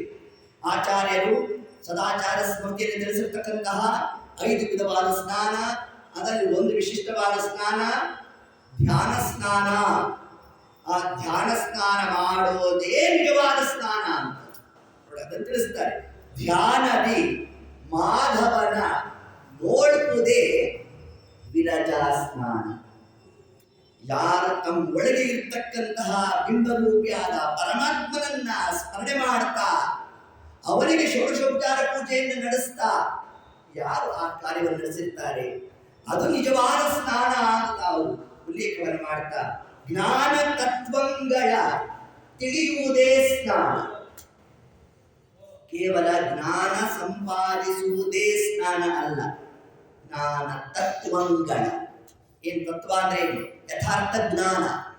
ದೇವರಲ್ಲಿ ಯಥಾರ್ಥವಾಗಿ ನಾವು ಅವನ ಬಗ್ಗೆ ಗ್ರಹಿಸ್ತಕ್ಕಂಥದ್ದೇ ನಿಜವಾದ ಸ್ನಾನ. ಕಪಿಲೋಪಾಖ್ಯಾನದ ಪರಮಾತ್ಮ ಏನು ಹೇಳಿದ್ದಾನೆ? ಬ್ರಹ್ಮಯಜ್ಞ ದೊಡ್ಡದೋ ದೇವಯಜ್ಞ ದೊಡ್ಡದೋ? ಬ್ರಹ್ಮಯಜ್ಞವೇ ದೊಡ್ಡದು. ದೇವಯಜ್ಞ ಅಂದ್ರೆ ಕೇವಲ ದೇವತಾರ್ಚನೆ. ಬ್ರಹ್ಮಯಜ್ಞ ಅಂದ್ರೆ ಈಗ ನಾವು ಕೂತಿ ದೇವರ ಪರವಾಗಿ ಚಂದನ ಮಂತ್ರಾಲಯ ನಡೆಸ್ತಾ ಇದ್ದೇವೆ, ಇದು ಬ್ರಹ್ಮಯಜ್ಞ. ದೇವ ಪೂಜೆಯನ್ನ ಸಂಕ್ಷೇಪ ಮಾಡಬೇಕಂತೆ, ಬ್ರಹ್ಮಯಜ್ಞವನ್ನ ವಿಸ್ತಾರ ಮಾಡಬೇಕಂತೆ. ಇಷ್ಟು ಅಂಶವನ್ನು ತಿಳಿಸ್ತಾ ಇದ್ದಾರೆ. ಅದರಿಂದ ಜ್ಞಾನ ತತ್ವಗಳ ತಿಳಿಯುವುದೇ ಸ್ನಾನ ಅಂತ ಇಷ್ಟು ಹೇಳ್ತಾ, ಕರೆದು ಅನ್ನವ ನಿಕ್ಕುವುದೇ ಸ್ನಾನ. ಅನ್ನ 2 ಪ್ರಕಾರ. ಅನ್ನದಾನವ ಮಾಡುವರಾಗಿ, ಅನ್ನ ಛತ್ರವ ನಿಟ್ಟವರಾಗಿ, ರಾಗಿ ತಂದೀರ ಭಿಕ್ಷಕ್ಕೆ ರಾಗಿ ತಂದೀರ. 2 ಪ್ರಕಾರದ ಅನ್ನದ ಬಗ್ಗೆ ದಾಸರು ತಾವು ತಿಳಿಸ್ತಾರೆ. ಅನ್ನ ದಾನವ ಮಾಡುವರಾಗಿ ಅಂತಂದ್ರೆ ಅನ್ನ ಶಬ್ದವತ್ತು ಜ್ಞಾನ ಅಂತ ಅರ್ಥ ಮಾಡಬೇಕು. ಜ್ಞಾನ ದಾನವನ್ನು ಮಾಡಬೇಕು, ಅನ್ನ ಛತ್ರವ ಇಡಬೇಕು. 2 ಪ್ರಕಾರದಲ್ಲಿ ಇದ್ರೆ ಮಾತ್ರ 2 ಮನೆಯಲ್ಲಿ ಇರಬೇಕನ್ನ ದೊಡ್ಡ ಸಂಗತಿ ಬರುವೋ ತನಕ ಅಂತ ಮತ್ತೊಂದು ಕೃತಿಯಲ್ಲಿ ದಾಸರು ಉಲ್ಲೇಖ ಮಾಡ್ತಾರೆ. ಜಯವದೆ ಜಯವದೆ ಈ ಮನತನಕ್ಕೆ ಬಿಡು ಬಿಡು ಬಿಡು ಬಿಡು ಮನ ಸಂಶಯವ ಶುಕನೆಂಬಕ್ಕಿ ಹೇಳುತ್ತದಪ್ಪ ಜಗವೆಂಬೋ ಗಿಡ ಹುಟ್ಟೈತಣ್ಣ. ಆ ಶುಕನೆಂಬ ಹಕ್ಕಿ ಅಂದ್ರೆ ಶ್ರೀಮದ್ ಭಾಗವತ ಗ್ರಂಥ ಏನ್ ತಿಳಿಸ್ತಾರೆ ನಮಗೆ ಅಂತಂದ್ರೆ 2 ಮನೆಯಲ್ಲಿ ಇರಬೇಕು ಅಂತ ತಿಳಿಸಿದ್ದಾರೆ. ಯಾವ್ದ್ಯಾವ್ದು 2 ಕರ್ಮಗಳು ಅಂತಂದ್ರೆ, ಒಂದಾಗಿ ಭೌತಿಕವಾದ ಅನ್ನದಾನವನ್ನು ಮಾಡಿರಬೇಕು, ಇನ್ನೊಂದು ಆರಾಧಕವಾಗಿರ್ತಕ್ಕಂತಹ ಅನ್ನ ಶಬ್ದದಿಂದ ಜ್ಞಾನ, ಆ ಜ್ಞಾನದ ದಾನವನ್ನೂ ನಾವು ಮಾಡಿರಬೇಕು. ಹಾಗೆ ಮಾಡುವುದೇ ಸ್ನಾನ ಅಂತ ತಿಳಿಸಿದ್ದಾರೆ. ಮತ್ತೊಂದು ಕೃತಿಯಲ್ಲಿ ದಾಸರು ತಾವು ವಿಶಿಷ್ಟವಾದ ಅಂಶವನ್ನು ಉಲ್ಲೇಖ ಮಾಡ್ತಾರೆ. ಒಂದು ಪ್ರಸಂಗವನ್ನು ತಾವು ತಗೊಳ್ತಾ ಅದರಲ್ಲಿ ಇಡೀ ರಾಮಾಯಣದ ಆ ಚಿಂತನೆಯನ್ನ ತಾವು ಉಲ್ಲೇಖವನ್ನು ಮಾಡುತ್ತಾ ಅಲ್ಲಿ ಹೇಳ್ತಾರೆ, ಗುಹಾ ಪರಮಾತ್ಮನನ್ನ ಏನಂತ ತಾನು ಸ್ತೋತ್ರ ಮಾಡದ ಅದನ್ನ ದಾಸರಾಯರು ಉಲ್ಲೇಖ ಮಾಡ್ತಾರೆ. ನಮಗೆಲ್ಲ ಗೊತ್ತಿರ್ತಕ್ಕಂತಹ ಕಥಾಭಾಗವೇ. ರಾಮದೇವರು ಗಂಗಾ ನದಿಯನ್ನು ದಾಟಬೇಕು. ಆಗ ಯಾರು ಬಂದರು? ನಾವಿಕನಾಗಿ ಬಂದವನು ಯಾರು? ಗುಹಾ ಬಂದಂತೆ. ಬಂದು ಮೊದಲಿಗೆ ಲಕ್ಷ್ಮಣ ದೇವರನ್ನು ಕೂಡಿಸ್ಕೊಂಡಂತೆ, ದೋಣಿಯಲ್ಲಿ ಕೂಡಿಸ್ಕೊಂಡ. ಮುಂದೆ ಸೀತಾದೇವಿಯರನ್ನೂ ಕೂಡ ಬಹು ಆತಿಥ್ಯವನ್ನು ಮಾಡ್ತಾ ಆ ದೋಣಿಯನ್ನು ತಾನು ಕೂಡಿಸ್ಕೊಂಡ. ರಾಮದೇವರು ಅನ್ಕೊಂಡ್ರಂತೆ, ಇವರಿಬ್ಬರಿಗೆ ಇಷ್ಟು ಆತಿಥ್ಯ ಅಂದ್ರೆ ನನಗಿನ್ನೆಷ್ಟು ಆತಿಥ್ಯ ಮಾಡ್ತಾನೋ ಅಂತ ಅನ್ಕೊಂಡು. ರಾಮದೇವರ ಸರದಿ ಬಂದಾಗ ರಟ್ಟೆ ಹಿಡಿದು ಪಕ್ಕಕ್ಕೆ ಬಿಟ್ಟನಂತೆ. ರಾಮದೇವರು ಕೇಳಿದ್ರಂತೆ, ಅಲ್ಲೋ ಗುಹಾ, ಅವರಿಬ್ರಿಗೆ ಇಷ್ಟೆಲ್ಲ ಆತಿಥ್ಯ ಮಾಡಿದೆ, ನನ್ಯಾಕೋ ಹೇಳಿದ ಆ ಕಡೆ ಬಿಡ್ತಾ ಇದೆಯಾ? ಆಗ ಗುಹಾ ಅನ್ನಂತೆ, ರಾಮಚಂದ್ರ, ನಾ ಏನ್ ಮಾಡ್ಲಪ್ಪ, ನಿನ್ ಬಗ್ಗೆ ಒಂದೆರಡು ಮಾತು ಕೇಳ್ಬಿಟ್ಟಿದ್ದೀನಿ. ಏನು ಅಂದರ, ನಿನ್ನ ಪಾದದ ಧೂಳು ಸೋಕಿದ್ರೂ ಕೂಡ ಬಂಡೆ ಬಾಲೆಯನ್ನು ಮಾಡುವಷ್ಟು ಸಾಮರ್ಥ್ಯ ಇದೆಯಂತೆ ನಿನ್ನ ಪಾದದ ಧೂಳಿಗೆ. ಇನ್ನು ನಿನ್ನ ಪಾದ ಹೋಗಿ ನನ್ನ ದೋಣಿಯನ್ನು ಸ್ಪರ್ಶ ಮಾಡುವುದು, ಅದೊಂದು ಹೆಣ್ಣು ಮಗಳು ಆಗೋದು. ಅವಳನ್ನು ಸಾಕೋ ಜವಾಬ್ದಾರಿ ಬೇರೆ ನಮ್ಮ ತಲೆಗೆ ಬೀಳುತ್ತೆ. ಬಾಯಿಲ್ಲಿ ಅಂತ ರಾಮದೇವರು ಕರೆದು ಗಂಗಾ ಜನಕನಾದ ಪರಮಾತ್ಮನಿಗೆ ಗಂಗಾ ಜಲದಿಂದ ಪಾದ ಪ್ರಕ್ಷಾಲನೆ ಮಾಡುತ್ತಿದ್ದರು. ಸಖ್ಯಂ ಆತ್ಮನಿವೇದನ. ಎಂತಹ ಸಖ್ಯ ಭಾವವನ್ನ ಗುಹಾ ತಾನಲ್ಲಿ ತೋರಿದ್ದಾನೆ. ರಾಮದೇವ್ ಪ್ರೀತರಾದ್ರಂತೆ ಕಾಲಕ್ಕೆ. ಇನ್ನೇನು ಆಚೆ ಜಲವನ್ನ ಇಡಬೇಕು. ಹಾಗೆ ರಾಮದೇವರು ಅಂದ್ರಂತೆ, ಭಾರಿ ಸೇವೆ ಮಾಡ್ತೀರೋ ಗುಹಾ, ಏನ್ ಬೇಕಪ್ಪ ಅಂತ. ಆಗ ಗುಹಾ ಅನ್ನಂತೆ, ರಾಮಚಂದ್ರ, ನಂದು ನಿಂದು ಒಂದೇ ಪ್ರೊಫೆಷನ್ ಹಾಂದ್ರು ರಾಮದೇವರು. ನಾನು ಯಾವಾಗಲೂ ನದಿ ದಾಟಿಸಿದ್ದೀನಿ ಅಂತಂದ್ರೆ. ಅಂದ್ರೆ ಆಗ ಗುಹಾ ಅನ್ನಂತೆ, ರಾಮಚಂದ್ರ, ನದಿ ದಾಟಿಸೋ ಕೆಲಸ ನಿಂದು, ಭವಸಾಗರವನ್ನು ದಾಟಿಸೋ ಕೆಲಸ ನಿಂದು.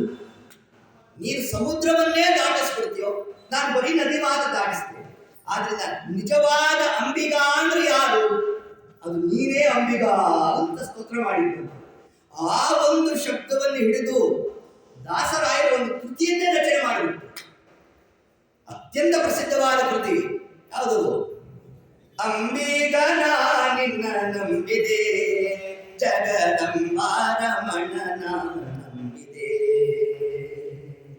ತುಂಬಿದ ಹರಿಗೋಲಂಬಿಗ, ಅದಕ್ಕೊಂಬತ್ತು ಛೇತ್ರವು ಅಂಬಿಗ, ಸಂಭ್ರಮದಿಂದ ನೋಡಂಬಿಗ, ಅದರಿಂಬು ನೋಡಿ ನಡೆ ಸಂಬಿಗ. ಏನು ಪ್ರಾರ್ಥನಾ ಕ್ರಮ! ಸಮಗ್ರ ಆಚಾರ್ಯರ ಸಿದ್ಧಾಂತವನ್ನೇ ಮಥನ ಮಾಡಿಕೊಟ್ಟಿರ್ತಕ್ಕಂತಹ ಕೃತಿ. ಒಂದೊಂದು ಶಬ್ದ ಬಿಡಿಸಬೇಕಾದರೂ ಕೂಡ ಒಂದೊಂದು ವಾರ ಬೇಕು, ಅಷ್ಟು ಅಂಶವನ್ನು ಉಲ್ಲೇಖ ಮಾಡ್ತಾರೆ. ಅಂಬಿಗ, ನಾ ನಿನ್ನ ನಂಬಿದೆ. ಎಂತಹ ಅಂಬಿಗ ನೀನು ನೋಡಿ. ಆ ಅಂಬಿಗನಾದ ಪರಮಾತ್ಮನಿಗೆ ವಿಶೇಷಣವನ್ನು ಹಾಕು. ನೀನು ಯಾರು ಗೊತ್ತಾ? ಜಗದಂಬಾ ರಮಣ. ನೀನು ಲಕ್ಷ್ಮೀಪತಿನೋ ನೀನು. ಆದ್ದರಿಂದ ನಿಜವಾದ ಅಂಬಿಗ ನೀನೆ. ಅದೇ ಲಕ್ಷ್ಮೀಪತಿತ್ವಕ್ಕೂ ನೀನೇ ಅಂಬಿಗ ಅಂತಂದಿಟ್ಟು ಏನು ಸಂಬಂಧ ಹೇಳ್ತಾ ಇದ್ದಾರೆ ದಾಸರಾಯರು ಅಂತಂದ್ರೆ, ಲಕ್ಷ್ಮೀದೇವಿಗೆ ನೀನು ಪತಿ ಅಂತನ್ನೋದ್ರಿಂದಾಗಿ ಲಕ್ಷ್ಮೀದೇವಿಯ ಸಾಮರ್ಥ್ಯ ಏನು ಅದನ್ನು ತಿಳ್ಕೋಬೇಕಂತಿರು. ಎಂಕಾಮಯೇ ತಂತಾಮಗ್ರಂ ಕೃಣೋಮಿ ತಂ ಬ್ರಹ್ಮಾಣಂ ತಮೃಷಿಂ ತಂ ಸುಮೇಧಾ. ಬ್ರಹ್ಮಾದಿ ದೇವತೆಗಳನ್ನ ಅವರವರ ಸ್ಥಾನಕ್ಕೆ ಕೂರಿಸ್ತಕ್ಕಂತಹ ಯೋಗ್ಯತಾ ಸಾಮರ್ಥ್ಯ ಅದು ಲಕ್ಷ್ಮೀದೇವಿದು. ಅಂದ್ರೆ ಬ್ರಹ್ಮಾದಿಗಳನ್ನ ನಿಯಮನ ಮಾಡತಕ್ಕಂತಹ ಲಕ್ಷ್ಮೀದೇವಿಗೆ ನೀನು ಒಡೆಯನಾಗಿದ್ಯಾ ಅಂತಂದ್ರೆ, ಪರಮಾತ್ಮ ಏನಾದ? ಸರ್ವೋತ್ತಮನಾದ. ಹೇ ಸರ್ವೋತ್ತಮನಾದ ಸ್ವಾಮಿ, ನಿನ್ನನ್ನು ನಂಬಿದ್ದೇನಪ್ಪ. ಏನಂತ ನಂಬಿದ್ದೇನೆ? ಅಂಬಿಗಾ ಅಂತ ನಂಬಿದ್ದೇನು. ಇಷ್ಟು ಒಂದು ಅರ್ಥ. ಆದರೆ ಹಾಗೆ ಹರಿ ಸರ್ವೋತ್ತಮತ್ವವನ್ನ ಹೇಳ್ತಾ ನೀನು ಅಂಬಿಗಾ ಅಂತ ಹೇಳೋದೇ ದಾಸ ಅಷ್ಟೇ ಆಂತರ್ಯ ಆಗಿದ್ರೆ ಸರ್ವೋತ್ತಮನಾದ ಸರ್ವವಂದ್ಯನಾದ ಸ್ವಾಮಿ ಅಂತ ಶಬ್ದ ಹಾಕ್ಬೋದು. ಜಗದಂಬಾ ರಮಣನ ಅನ್ನೋ ಶಬ್ದ ಯಾಕೆ ಹಾಕಿದ್ರು ಅಂತಂದ್ರೆ ಇದಕ್ಕೊಂದು ಮಹತ್ವವನ್ನು ತಿಳಿಸ್ತಾರೆ. ಪರಮಾತ್ಮನಿಗೆ ನಮಸ್ಕಾರವನ್ನು ಮಾಡಬೇಕಾದರೆ ಜೊತೆ ಜೊತೆಯಾಗಿ ನಮಸ್ಕಾರ ಮಾಡಬೇಕು. ವಿಷ್ಣುನ ಸಹಿತ ಲಕ್ಷ್ಮೀನಾರಾಯಣರಿಗೆ ಜೊತೆಯಾಗಿ ನಮಸ್ಕಾರ ಮಾಡಬೇಕೆ ಹೊರತಾಗಿ ಪೃಥಕ್ಕಾದ ನಮಸ್ಕಾರ ಸರ್ವಥಾ ಇಲ್ಲ. ಅದನ್ನು ತಿಳಿಸ್ಬೇಕು ದಾಸರಾಯರು. ಅದಕ್ಕೆ ಜಗದಂಬಾ ರಮಣನ ನಂಬಿದೆ ಅಂತ. ಈ ಜಗದಂಬಾ ಅಂತ ಲಕ್ಷ್ಮೀದೇವಿಯನ್ನು ಕರಿಬೇಕಾದರೆ ದಾಸರಿಗೆ ಈ ಶಬ್ದ ಎಲ್ಲಿ ಸಿಕ್ತು? ಒಂದು ಶಬ್ದ ಅಪರೋಕ್ಷ ಜ್ಞಾನಿಗಳು ತಾವು ಹಾಕಿದ್ದಾರೆ ಅಂತಂದ್ರೆ ಸುಮ್ಮನೆ ಗಟ್ಟೆ ಶಬ್ದ ಬಂತು ಅದನ್ನು ಹಾಕಿದ್ರು ಹಂಗಲ್ಲ. ಆಚಾರ್ಯರು ದ್ವಾದಶ ಸ್ತೋತ್ರದಲ್ಲಿ ಪರಮಾತ್ಮನನ್ನು ಸ್ತೋತ್ರ ಮಾಡಬೇಕಾದರೆ ಏನು ಶಬ್ದ ಹಾಕಿದ್ದಾರಲ್ಲಿ? ಸ್ವರ್ಣಮಂಜೇನ ಸಂವೇದಂ ಆರೂಢಂ ಜಗದಂಬಯ. ಆರೂಢಂ ಜಗದಂಬಯ, ಜಗತ್ತಿಗೆ ಅಂಬಾ ಯಾರು? ಲಕ್ಷ್ಮೀದೇವಿ. ಜಗದಂಬಾ ಅಂತ ಆಚಾರ್ಯರು ಲಕ್ಷ್ಮೀದೇವಿಯನ್ನ ತಾವೇ ಸಂಬೋಧನೆ ಮಾಡಿದ್ದಾರೆ. ಯಥಾವತ್ತಾಗಿ ಪುರಂದರದಾಸರು ಕೂಡ ಅಂಬೀಗ ನಾ ನಿನ್ನ ನಂಬಿದೆ ಜಗದಂಬಾ. ಸ್ವಯಂ ಲಕ್ಷ್ಮೀದೇವಿ ತನ್ನನ್ನ ತಾನು ಪರಿಚಯ ಮಾಡಿಕೋಬೇಕಾದರೆ ಏನಂತ ಹೇಳಿದ್ದಾಳಂತೆ? ರುಕ್ಮಿಣೀಶ ವಿಜಯದ 14ನೇ ಸರ್ಗದಲ್ಲಿ ವಾದಿರಾಜ ಸ್ವಾಮಿಗಳು ಇದನ್ನು ಉಲ್ಲೇಖ ಮಾಡ್ತಾರೆ. ಆ ರುಕ್ಮಿಣಿ ಪತ್ರದಲ್ಲಿ ಲಕ್ಷ್ಮೀದೇವಿ ಹೇಳಿದ್ರಂತೆ, ಅಂಬಾಹಂ ಸಕಲಸ್ಯ ಚೇತಿ ಕಮಲಾ ಕೃಷ್ಣೈಕಲಗ್ನಂ ಮನೋಭೃಂಗಂ ದರ್ಶಯಿತುಂ. ಅಂಬಾಹಂ, ಇಡೀ ಜಗತ್ತಿಗೆ ನಾನು ತಾಯಿ ಅಂತ ಸ್ವಯಂ ಲಕ್ಷ್ಮೀದೇವಿ ತಾನು ತನ್ನನ್ನು ಪರಿಚಯ ಮಾಡಿಕೊಂಡಿದ್ದಾಳೆ. ಯಾವ ಲಕ್ಷ್ಮೀದೇವಿ ಸ್ವಯಂ ತಾನು ಹೇಳಿದ್ದಾಳೋ, ಯಾವ ಶ್ರೀಮದಾಚಾರ್ಯರು ಲಕ್ಷ್ಮೀದೇವಿಯನ್ನು ಜಗದಂಬಾ ಸ್ತೋತ್ರ ಮಾಡಿದ್ದಾರೋ, ದಾಸರಾಯರು ಕೂಡ ತಾವು ಪರಮಾತ್ಮನ ಸ್ತೋತ್ರ ಮಾಡಬೇಕಾದರೆ ಜಗದಂಬಾ ರಮಣನ ನಂಬಿದೆ ಅಂತ ಶಬ್ದವನ್ನ ಹಾಕ್ತಾ ಮುಂದೆ ಒಂದು ನುಡಿಯಲ್ಲಿ ಹೇಳ್ತಾರೆ, ತುಂಬಿದ ಹರಿಗೋಲಂಬಿಗ ಅದ ಕೊಂಬತ್ತು ಛೇದ್ರವು ಅಂಬಿಗಾ. ಸ್ವಾಮಿ, ದೋಣಿ ಅಂದರೆ ಯಾವುದು? ಈ ಶರೀರವೇ ಒಂದು ದೋಣಿ. ಇದರಲ್ಲಿ ತುಂಬಿದೆ. ಏನು ತುಂಬಿದೆ? ನಾನು, ನಂದು, ನನ್ನ ಮನೆ, ನನ್ನ ಸಂಸಾರ, ಇದೇ ತುಂಬ ಹೋಗಿದ್ದಂತೆ ನೋಡಿ. ನನ್ನ ಈ ಶಬ್ದಕ್ಕೆ ವ್ಯಾಖ್ಯಾನವನ್ನ ಇನ್ನೊಂದು ದೇವರ ನಾಮದಲ್ಲಿ ಮಾಡ್ತಾರೆ. ಇದು ಪುರಂದರದಾಸರ ಕೃತಿಗಳ ಕೌಶಲ್ಯ. ಇದೆ ಒಂದು ಶಬ್ದಕ್ಕೆ ಇನ್ನೊಂದು ಕೃತಿಯಲ್ಲಿ ವ್ಯಾಖ್ಯಾನ. ಇಲ್ಲಿ ತುಂಬಿದ ಹರಿಗೋಲಂಬಿಗ ಅಂತಂದ್ರು. ನಮ್ಮಲ್ಲಿ ಏನ್ ತುಂಬಿದೆ? ಹರಿಗೋಲು ಅಂದ್ರೆ ದೋಣಿ. ಯಾವ ದೋಣಿ? ಈ ದೇಹವೇ ಒಂದು ದೋಣಿ. ಇದರಲ್ಲಿ ಏನ್ ತುಂಬಿದೆ ಅಂತಂದ್ರೆ ಅದಕ್ಕೆ ಇನ್ನೊಂದು ಕೃತಿಯಲ್ಲಿ ತಾವು ಹೇಳ್ತಾ, ಸುಳ್ಳು ನಮ್ಮಲ್ಲಿಲ್ಲ ಬಯ್ಯ, ಸುಳ್ಳೆ ನಮ್ಮನೆ ದೇವರು, ಮೆಕ್ಕೆಕಾಯಿ ಕಂಡೇನಪ್ಪ ಪರ್ವತಗಾತರ. ಮೆಕ್ಕೆಕಾಯಿ ಕಂಡೇನಪ್ಪ ಪರ್ವತಗಾತರ. ಏನು ಮೆಕ್ಕೆಕಾಯಿ ಅಂದ್ರೆ ಮೇ ಕೆ ಮೇ ಮೇ ಮೇ ಅಂತ ಆಗ್ತದೆ. ಮೇಕೆ ಅಂದಂತೆ ಅಂದ್ರೆ ಏನು? ಮೇ ಮೇ ಮೇ ಅಂದ್ರೆ ನಾನು ನಾನು ನಾನು ನಾನು ಅಂತ ಆಗ್ತದೆ. ಇದೇ ಈ ದೇಹದಲ್ಲಿ ತುಂಬ ಹೋಗಿದೆ ಅಂತೆ. ಆದ್ದರಿಂದ ಇದರಿಂದ ಈ ದೇಹ ತುಂಬ ಹೋಗಿದೆ ಸ್ವಾಮಿ. ಅಷ್ಟು ಮಾತ್ರ ಅಲ್ಲ, ಒಂದು ದೋಣಿಯಲ್ಲಿ ಒಂದು ರಂಧ್ರ ಇದ್ರೇನೆ ದೋಣಿ ಮುಳುಗಿ ಹೋಗುತ್ತೆ. ಆದರೆ ಈ ದೇಹವೆಂಬ ದೋಣಿಯಲ್ಲಿ 9 ರಂಧ್ರಗಳು ಇದೆಯಲ್ಲೋ ಸ್ವಾಮಿ. ಇದರಿಂದ ನೀನೇ ನಮ್ಮನ್ನ ಪಾರು ಮಾಡಬೇಕು ಅಂತ ಪರಮಾತ್ಮನನ್ನ ತಾವಲ್ಲಿ ಸ್ತೋತ್ರವನ್ನು ಮಾಡ್ತಾ ಇಷ್ಟೆಲ್ಲ ದೋಷ ಇದೆ ಅಂತ ಸ್ವಾಮಿ ನಮ್ಮನ್ನು ಬಿಡ್ತಾರೆ. ಸಂಭ್ರಮದಿಂದ ನೋಡಂಬಿಗ, ನೀನು ಒಂದಾವರ್ತಿ ನಮ್ಮ ಕಡೆ ನೋಡ್ಬಿಟ್ರು ಕೂಡ ಮೋಕ್ಷವೇ ಪ್ರಾಪ್ತಿ ಆಗ್ತದೆ. ಈ ಮುದ್ದು ಕೃಷ್ಣನ ಈ ಕ್ಷಣದ ಸುಖವೇ ಸಾಕು ಅಂತಂದು. ಈ ಕ್ಷಣ ಅಂದ್ರೇನು? ನೋಡೋದು ಅಂತಲ್ಲ ಸಂಸ್ಕೃತದಲ್ಲಿ.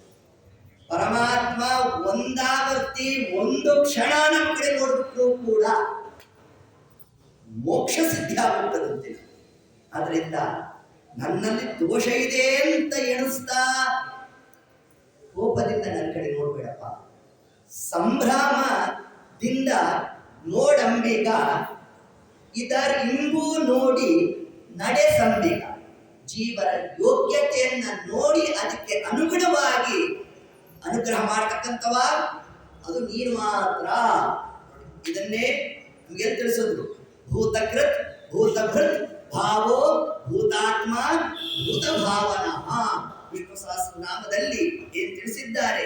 ಹೀಗೆ ಆ ಪರಮಾತ್ಮನ ವಿಶಿಷ್ಟವಾದ ಆ ಮಹಿಮೆಯನ್ನು ತಾವಲ್ಲಿ ಹೇಳ್ತಾ, ಸುಳಿಯೋಳು ಮುಳುಗಿದೆ ಅಂಬಿಗ, ಎನ್ನ ಸೆಳೆದು ಕೊಂಡೊಯ್ಯೋ ನೀನಂಬಿಗ.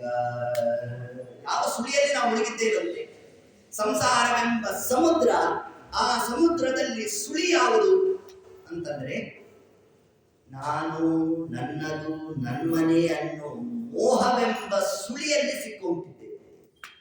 ಹಾಗೆ ಮೋಹವೆಂಬ ಸುಳಿಯಿಂದ ನಾವು ಹೊರಬರಬೇಕಾದರೆ ಇದು ಇನ್ಯಾರಿಂದಲೂ ಆಗೋಲ್ಲ. ನೀನೇ ಅನುಗ್ರಹ ಮಾಡಬೇಕು. ನೀನೇ ನಿಜವಾದ ಅಂಬಿಗಾ ಅಂತ ದಾಸರಾಯರು ತಾವರ ಸ್ತೋತ್ರ ಮಾಡ್ತಾ ಇನ್ನು ಮುಂದೆ ವಿಶಿಷ್ಟವಾದ ಒಂದು ಕೃತಿ ಅಂತ ನಾವು ಸದಾಕಾಲ ಹೇಳ್ತಾ ಇರ್ತೇವೆ. ನಮ್ಮ ಬಹಳ ಪ್ರಿಯವಾದಂತಹ ಒಂದು ಕೃತಿ ಅಂತಂದ್ರೆ ಅದು ನಮ್ಮ ಪುರಂದರದಾಸರ ಗುರುಗುಡಿಕೆ ದೇವರು. ಎಷ್ಟು ಚಂದ, ಎಷ್ಟು ಪ್ರಮೇಯ ಭಾಗ, ಭಾಗವತ ಗ್ರಂಥ, ಮಹಾಭಾರತದ ವಿಷಯ, ಭಗವದ್ಗೀತೆಯ ವಿಷಯ, ಉಪನಿಷತ್ತು ವಾಕ್ಯ, ಗರುಡ ಪುರಾಣ ಇಷ್ಟನ್ನು ಸೇರಿಸಿದ್ದಾರೆ ಅದರಲ್ಲಿ. ಜಯವದೆ ಜಯವದೆ ಈ ಮನತನಕ್ಕೆ ಬಿಡು ಬಿಡು ಬಿಡು ಬಿಡು ಮನ ಸಂಶಯವ, ಶುಗನೆಂಬ ಹಕ್ಕಿ ಹೇಳುತ್ತದಪ್ಪ ಜಗವೆಂಬೋ ಗಿಡ ಹುಟ್ಟೈತಣ್ಣ, ಹಣ್ಣುಗಳೆರಡು ಐದಾವಪ್ಪ ಐದು ಬಗೆಯ ತೊಗೆದುಂಡಣ್ಣ, ಒಂದೇ ಹಕ್ಕಿ ಹಣ್ಣು ತಿಂತೈತೆ ಮತ್ತೊಂದು ಹಕ್ಕಿ ನೋಡುತ್ತದಪ್ಪ, ಹಣ್ಣು ತಿಂದ ಹಕ್ಕಿ ಕುಶವಾಗೈತೆ ಹಣ್ಣು ತಿಂದ ಹಕ್ಕಿ ಬಲಿತೈತಣ್ಣ, ಸುಳ್ಳಲ್ಲ ನೀ ಕೇಳೋ ತಮ್ಮ ವಾಸುಪರ್ಣದ ಶ್ರುತಿಗೆಲ್ಲೈತೆ, ಒಂದೇ ಕುಲವೆಂದು ತಿಳಿಯಲಿ ಬೇಡ, ತಿಳಿದರೆ ನಿಮಗೆ ಕೇಳಾದೀತು, ತಿಳಿದರೆ ನಿಮಗೆ ಕೇಳಾದೀತು, ಹಕ್ಕಿ ಅರಸ ಆಡಿದ ಮಾತು. ಎಲ್ಲ ಹಕ್ಕಿ ಅರಸ ಅಂದ್ರೆ ಸಾಕ್ಷಾತ್ ಪರಮಾತ್ಮ, ಶ್ರುತಿ ಸ್ಮೃತಿ ಹರೇರಾಜ್ಞ. ಹುಡುಗಿ ಒಂದು ನಿಮಿಷ ಹೇಳು. ದಾನದ ಕೈಯ ತೋರಿಸಬೇಕು, ಅದರಿಂದ ನದಿಯ ದಾಟುದಿಯಪ್ಪ. ಯಾವ ದಾನ? ಗೋದಾನ. ಕಾಠೋಪನಿಷತ್ ತಿಳಿಸ್ತು. 5 ವಿಧವಾದ ಗೋದಾನ ಮಾಡಬೇಕು. ಅದನ್ನು ಮಾಡಿದ್ರೆ ಯಾವ ನದಿಯನ್ನು ದಾಟ್ತೇವೆ? ವೈತರಣಿಯನ್ನು ದಾಟ್ತೇವೆ. ಅದು ದಾಟಬೇಕಾದ್ರೆ ಮಗನಾದವನು ಮುಂದೆ ನಾವು ಕಾಲವಾದ ಮೇಲೆ ಅವನು ಮಾಡೋ ಗೋದಾನವನ್ನೇ ನಂಬಿಕೊಂಡಿರ್ಬೇಡ ಅಂತ ಕಾಠೋಪನಿಷತ್ ಹೇಳುತ್ತೇನೆ. ಸ್ವಯಂ ನಾವೇ ನಮ್ಮ ಜೀವಿತ ಕಾಲದಲ್ಲಿ 5 ಗೋದಾನ ಮಾಡ್ಕೋಬೇಕಂತೆ. ಅದನ್ನೇ ದಾಸರಾಯರಲ್ಲಿ ಹೇಳ್ತಾ ತಾವು ದಾನದ ಕೈಯ ತೋರಿಸಬೇಕು, ಅದರಿಂದ ನದಿಯ ದಾಟುತ್ತೀಯಪ್ಪ. ಹಳೆ ವಸ್ತ್ರವ ಬಿಸಾಡಣ್ಣ, ಹೊಸ ವಸ್ತ್ರವ ದೇವರು ಕೊಟ್ಟಾರು, ವಾಸಾಂಶ ಜೀರ್ಣಾನಿ ಯಥಾ ವಿಹಾರಿ. ಭಗವದ್ಗೀತೆಯ ಪರಮಾತ್ಮ ಅಂದ ದೇಹದ ಮೇಲೆ ಅಭಿಮಾನ ಇಡಬೇಡ ಅಂತ. ಅದನ್ನೇ ದಾಸರಾಯರಲ್ಲಿ ತಿಳಿಸಿದ್ರು. ಈ ದೇಹ ಒಂದಲ್ಲ ಒಂದು ದಿವಸ ಬಿದ್ದು ಹೋಗ್ತಕ್ಕಂಥದ್ದು. ಇದ್ರ ಮೇಲೆ ಹೆಚ್ಚು ವ್ಯಾಮೋಹವನ್ನು ಮಾಡಬೇಡಪ್ಪ. ಇದ್ರ ಮೇಲೆ ಆ ಒಂದು ಅಭಿಮಾನವನ್ನ ಬಿಟ್ಟು ಕೇವಲ ಭಗವತ್ಪರವಾದಂತಹ ಚಿಂತನೆಯಲ್ಲೇ ನಾವಿರಬೇಕು ಅನ್ನೋ ಒಂದು ಅಂಶವನ್ನೇ ಏನು ಆ ಕೃಷ್ಣ ಭಗವದ್ಗೀತೆಯಲ್ಲಿ ತಾನು ತಿಳಿಸಿದ್ದಾನೆ. ಮಾರನೆಂಬ ಕಳ್ಳ ಇದ್ದಾನೆ, ಸಮೀರನಾದರೆ ಹೊರಟೋಗ್ತಾನೆ, ಪುರಂದರನಾದರೆ ಬಿಡುವೋನಲ್ಲ.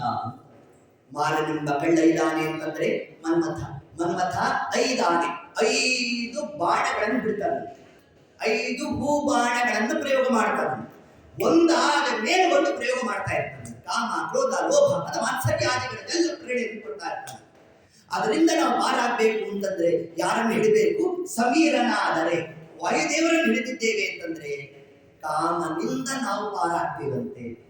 ವಾಯುದೇವರನ್ನು ಬಿಟ್ಟು ಕೇವಲ ಇತರ ದೇವತೆಗಳನ್ನಷ್ಟೇ ನಾವು ಉಪಾಸನೆ ಮಾಡಿದ್ದೇವೆ ಅಂತಂದ್ರೆ ಕಾಮನ ಬಾಣಕ್ಕೆ ನಾವು ತುತ್ತಾಗ್ತೇವೆ ಅನ್ನೋ ಒಂದು ಅಂಶವನ್ನು ಕೂಡ ಇಲ್ಲಿ ಪುರಂದರದಾಸರು ತಾವು ಹೇಳುತ್ತಾ, ದೊಡ್ಡ ಸಂಗತಿ ಬರುವ ತನಕ ಎರಡೂ ಮನೆಯಲ್ಲಿ ಇರಬೇಕಣ್ಣ, ಹಣ್ಣಿನ ಒಳಗೆ 4 ರಸವು, 2 ಹಣ್ಣಂತೆ.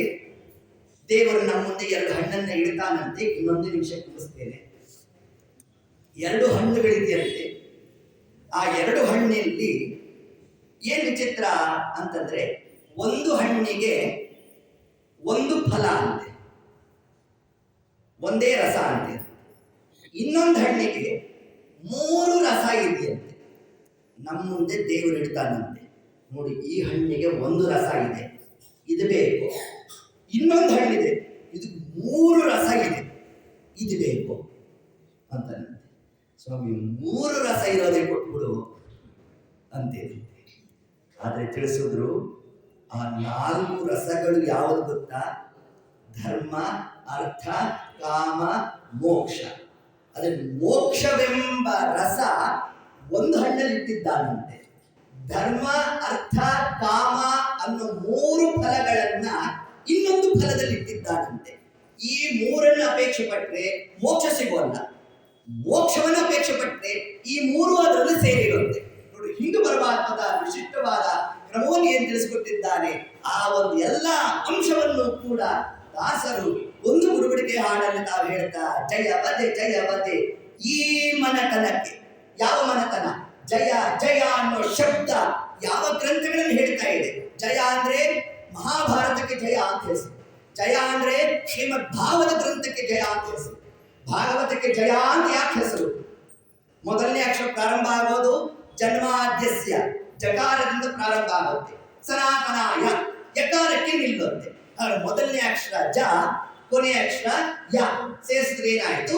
ಜಯ. ಜಯವದೆ ಜಯವದೆ. ಯಾವ ಮನತನಕ್ಕೆ?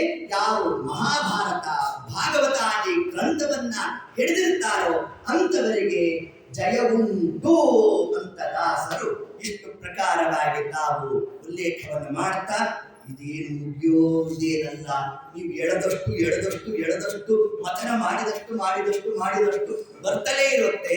ಆದರೂ ಕೂಡ ಕಾಲಾಂತರ್ಗತ ಕಾಲನಿಯಾಮಕ ಕಾಲಾತೀತ ತ್ರಿಕಾಲಜ್ಞ ಪರಮಾತ್ಮ ಒಂದು ಚಕ್ರಬಂದಿ ಕೊಟ್ಟಿದ್ದಾರಂತೆ.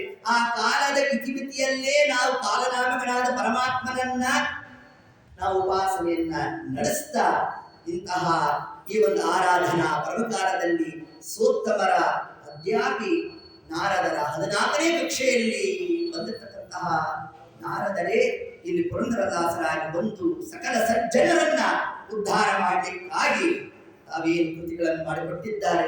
ಅದರಲ್ಲಿ 1-2 ಶಬ್ದಗಳನ್ನ ನೋಡ್ತಕ್ಕಂತಹ ಒಂದು ಪ್ರಯತ್ನವನ್ನೇ ಈ ಸುಕ್ಷೇತ್ರದಲ್ಲಿ ಮಾಡತಕ್ಕಂತಹ ಒಂದು ಸೌಭಾಗ್ಯ ಹರಿವಾಯುಗಳು ನಮಗೆ ಅನುಗ್ರಹ ಮಾಡಿದ್ದಾರೆ.